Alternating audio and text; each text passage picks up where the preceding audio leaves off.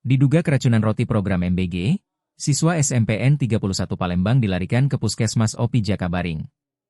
Seorang siswa sekolah menengah pertama negeri, SMPN 31 Palembang, bernama M. Prayoga Pratama, siswa kelas 8, harus dilarikan ke Puskesmas OPI Jakabaring, Palembang, setelah diduga mengalami keracunan makanan.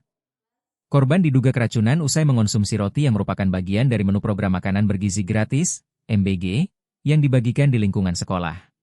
Dan depannya lah masuk ke perut. Nah, pas gigitan kedua nyangkut di sini, sudah tuh langsung, tapi langsung dibuang roti tadi. Makan apa roti? Dari mana roti? MBG.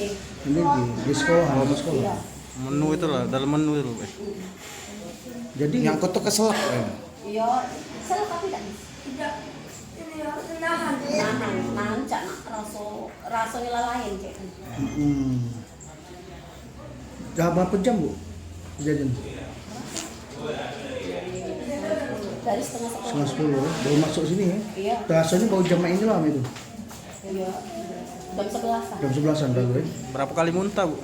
Sekali tuh lah. Sekali tuh lah. Iya. Langsung Langsung pusing, Pak. Oh, langsung pusing setelah muntah tuh. Iya.